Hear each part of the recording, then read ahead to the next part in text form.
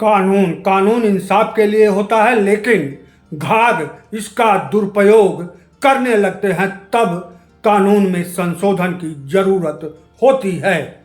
समाज और परिवार को प्रभावित करने वाले दो कानून हैं, हरिजन एक्ट और दहेज उत्पीड़न।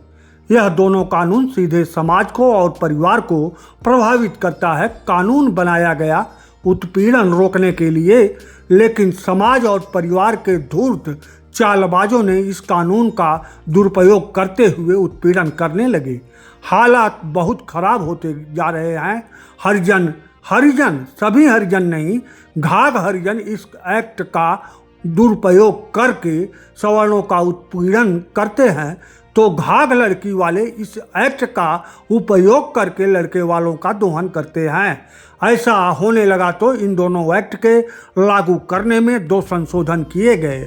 हरिजन एक्ट और दहेज उत्पीड़न दोनों एक्ट सीओ जांच के बाद लगाने का प्रावधान किया गया। दहेज उत्पीड़न शादी के 7 साल बाद अप्रभावी कुछ हद तक बनाया गया। हरिजन एक्ट का उपयोग तो निहायत सही है, लेकिन दुरुपयोग समाज के ऐसे हरिजन करते हैं जो खुद में पढ़ाई से और कमाई से थोड़े मजबूत हैं और खुद को हरिजन नेता के रूप में हरिजन समाज में अपने को स्थापित करना चाहते हैं। ऐसे हरिजन सवर्णों को हरिजन एक्ट लगवा देंगे कि धमकी देकर प्रताड़ित करते हुए मानसिक उत्पीड़न करते हैं। ऐसा नहीं है, हरिजनों की इससे अलग वैरायटी भी हो सकती है जो उत्पीड़न करती हो। दहेज उत्पीड़न ऐसे लड़की के पिता करते हैं जो अपनी बीवी के गुलाम टाइप होते हैं और अपनी बीवी के प्रभाव में आकर अपने माता पिता को छोड़कर अलग दुनिया बसाते हैं और फिर अपनी बेटी बेटे और बीवी तक खुद को सीमित कर लेते हैं।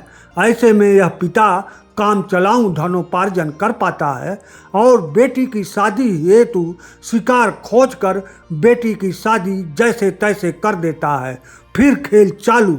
बेटी अपने माँ द्वारा बताई गई विधि से ससुराल वालों को मानसिक प्रताड़ना देना शुरू करती है और फिर अपने माँ बाप के घर आकर ससुराल वालों पर दहेज उत्पीड़न का मुकदमा की धमकी देकर सब कुछ अपने नाम कराने के अभियान के तहत मामला दहेज उत्पीड़न के रूप में दर्ज हो जाता है। यह घाघ लड़की के पिता करते हैं। सामान्य लड़की के पिता तो अमीर होकर भी बेचारे ही रहते हैं लड़के वालों के सामने।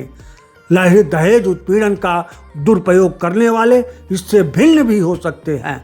ऐसे में दहेज उत्पीड़न और हरिजन एक्ट की जांच करने वाले सीओ ईमानदार और बुद्धिमान हैं तो उत्पीड़न बच जाता है, नहीं है तो इन एक्टों द्वारा उत्पीड़न अनवरत चलता है।